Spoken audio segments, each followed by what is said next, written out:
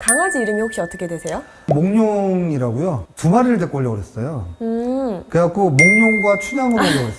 그래갖고 이제 애를 낳으면은 이제 방자와 향단 뭐 이렇게.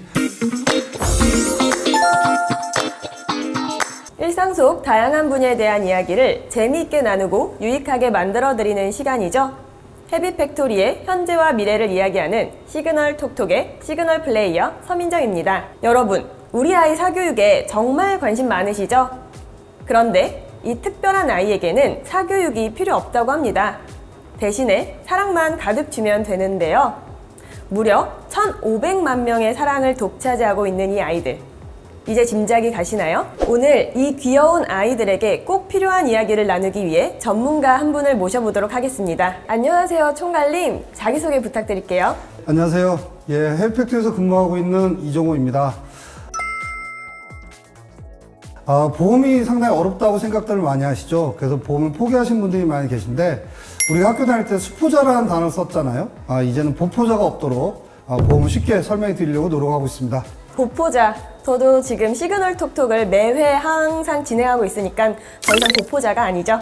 그럼요. 네, 그럼 오늘 총괄님의 활약 기대하겠습니다. 열심히 설명드리도록 하겠습니다. 반려동물 인구 1,500만 시대라고 합니다.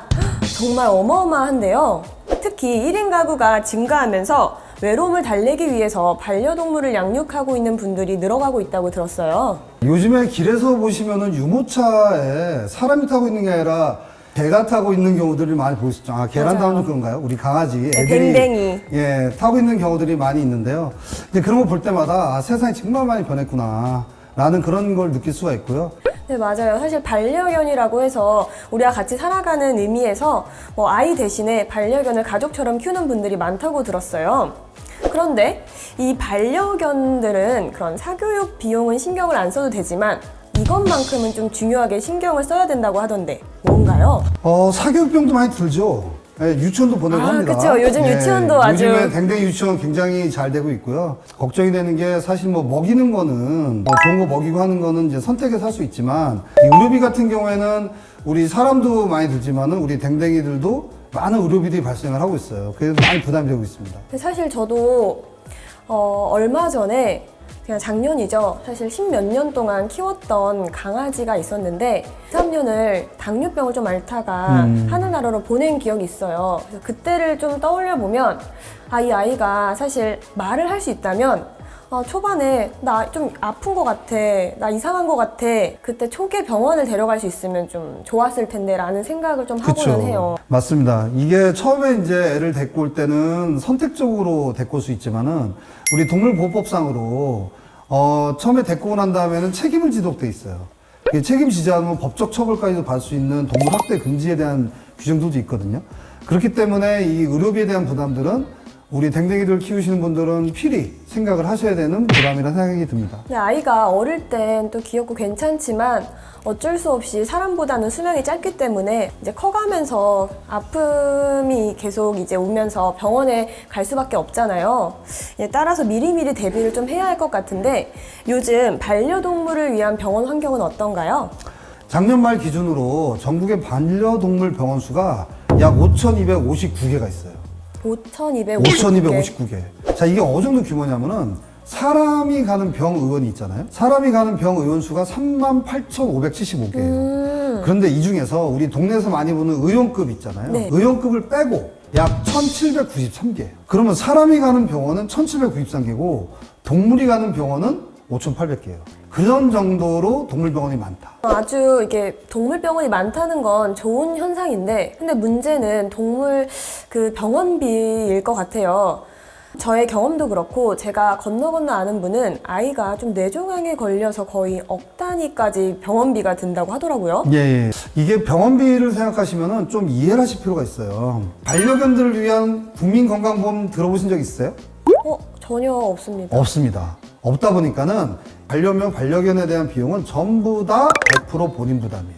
맞아요. 그러다 보니까는 이 100% 본인 부담이라는 게 어떤 의미가 있냐면은 병원비를 병원이 정해요. 자, 그런 것처럼 이 동물병원은 당연히 가격이 지각각이겠죠. 맞습니다. 그래서 이렇게 들어보면 정말 펫보험이 필수인 것 같은데요. 펫보험, 도대체 어떤 게 보장이 되는 걸까요? 펫보험이라고 하면은 처음에 이제 굉장히 이해하기가 어려운 부분들이 있을 수가 있어요. 간단하게 말씀드리면은 병원비 보험이다라고 생각을 하시면 돼요. 좀 전에 말씀드린 것처럼 우리 댕댕이들이 가는 병원에서 발생하는 의료비에 대해서 보장을 해주는 보험이 펫보험이다. 네. 라고 이해를 하시면 되고요.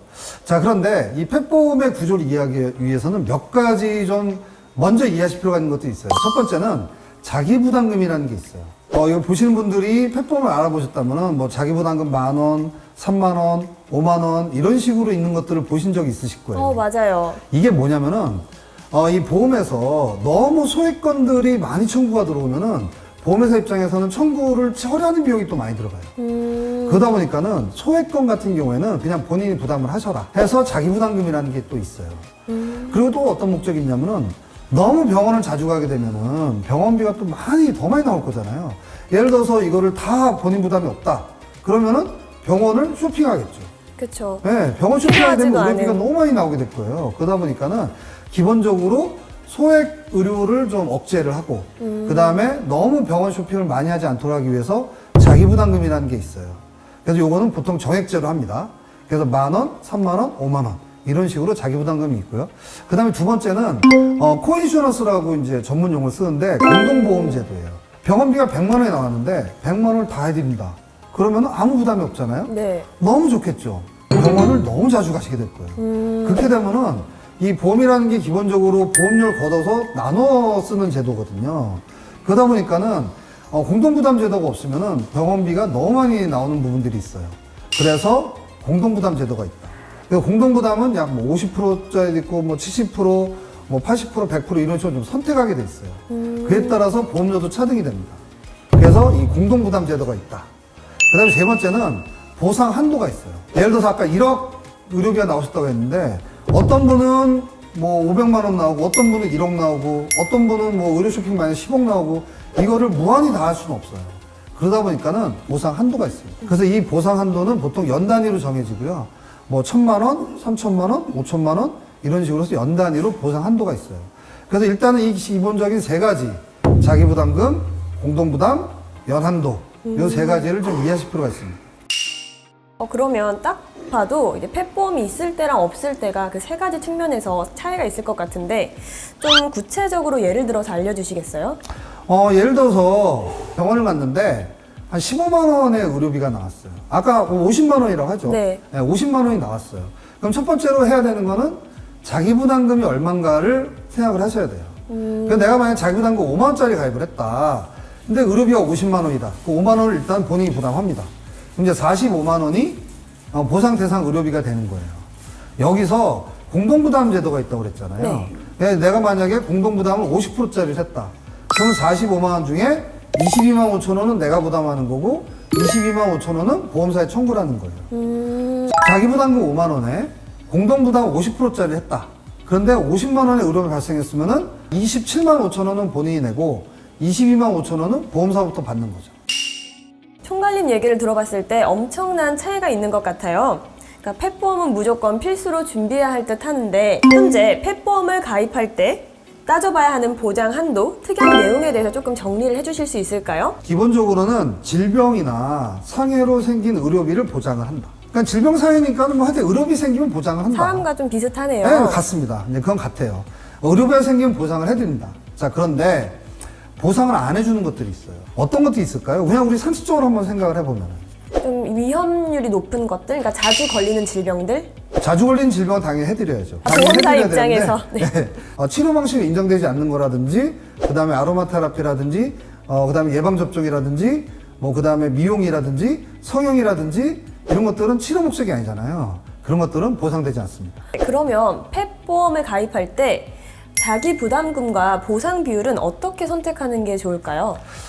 기본적으로 아까 제가 말씀드린 것처럼 질병과 상해로 인한 의료시비를 보상을 한다라는 말씀을 드렸잖아요. 네. 근데 여기서 보험사 거를 보다 보면은 확장 계약이라는 게 있을 거예요. 확장 계약? 확장 계약.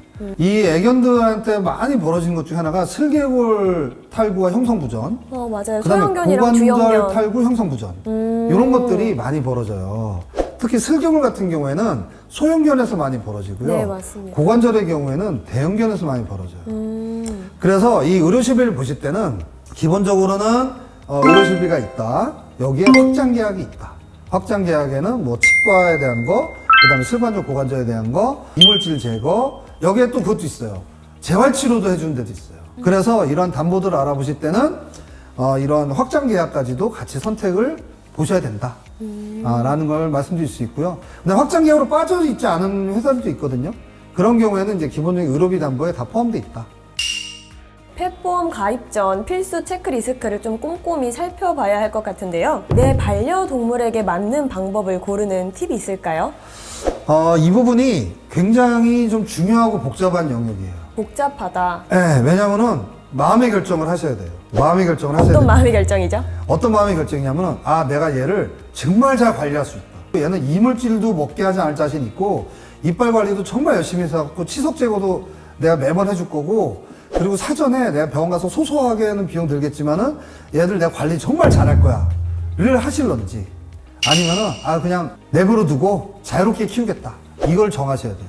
근데 대부분이 후자를 생각하는 분은 별로 없을 거예요. 맞아요. 보통은 다 케어를 할 수 있다고 그렇죠. 생각을 케어할 하죠. 수 있다라고 생각을 하시죠. 자, 그렇게 되면은 노화에 의해서 생기는 질환만 준비를 잘 해주시면 돼요. 그래서 이런 확장계획을 선택하실 때는 내가 어떻게 관리를 잘 해줄 건가. 자기 부담금하고 공동 비율을 말씀드렸잖아요. 나는 병원비가 생기면 그냥 내가 부담할래. 웬만한 건 내가 할 거야. 라고 하면은 자기 부담금을 좀 높이시고 공동 부담 비율도 높이시면은 저렴하게 가입할 수가 있어요. 그런데 나는 일단은 보상이 무조건 큰 게 좋아. 그래서 자기 부담금도 낮추고 보상 비율도 무조건 높일 거야. 그러면은 생각보다 큰 보험료를 맞닥뜨리게 될 겁니다. 자기 부담금을 좀 더 높게 잡고 공동 부담 비율을 좀 더 낮게 잡고 연한도도 조정을 하면은 저렴하게 가입할 수가 있다. 라는 말씀을 드릴 수가 있습니다. 그 다음에 제가 개인적으로 선택하고 싶은 거는 장례 비용이에요. 장례 비용도 보험. 네, 장례 비용도 들어가 있는데 물론 안 들어가 있는 회사도 있어요. 이 장례 비용이 또 만만치가 않아요. 맞아요. 기본적으로는 한 35만 원 정도 합니다. 네, 저도 금액을 말씀드리기 좀 그렇지만 적어도 세 자리는 나왔던 것 같아요. 그거는 어떤 것까지 하신 거냐면은 기본적으로 화장만 하면 35만 원인데 여기에 관이 들어가고요. 맞습니다. 여기에다 또 옷도 입히고요. 생화도 넣어줬고. 생화도 넣어주고요. 여기다 또 이제 화장하고 난 다음에 그것도 보석으로 만들고요. 아니면 유골함도 만들고요. 이러면 100단이 그냥 넘어갑니다. 맞아요. 물론 이거를 다 보장해 주진 않아요. 되게 알려주신 내용들이 좀 알찬 내용인데 그러면 총괄님도 강아지를 키우고 계시니까 강아지 이름이 혹시 어떻게 되세요? 몽룡이라고요. 특별히 직접 지으신 건가요? 네네네. 어떤 의미가 있는지 여쭤봐도 될까요? 처음에 이제 얘를 데리고 올 때 2마리를 데리고 오려고 그랬어요. 그래갖고 몽룡과 춘향으로 오려고 그랬어요. 그래갖고 이제 애를 낳으면은 이제 방자와 향단 뭐 이렇게 가려고 했는데 레브라도 리트리버를 데리고 온 다음에 깨달은 게 하나 있어요. 털이 어마무시하게 빠진다는 거를 데리고 온 다음에 알았어요. 그래갖고 2마리가 털 빠지면은 털밭에 있는 털밭에 느낌이죠. 있게 되겠구나. 그래갖고 춘향이가 못 왔습니다. 몽룡이만 현재 있는. 그래서 몽룡이만 있습니다. 그러면 이제 또 다른 분들 이제 펫보험을 가입하기 위해서 좀 보험료를 절약할 수 있는 팁이 있을까요? 첫 번째는 요즘에 이제 할인 제도들도 막 많이 만들고 있어요. 그래서 이제 등록을 하면은 보험료 할인을 해줍니다. 그래서 얘가 등록을 돼 있다는 이야기는 어느 병원 가서 치료했는지가 또 명확해지겠죠. 그래서 5% 정도 할인을 해주는 부분이 보험료를 매달. 네, 매달 라이프하는 거에 한 5% 정도 할인을 해드리고요.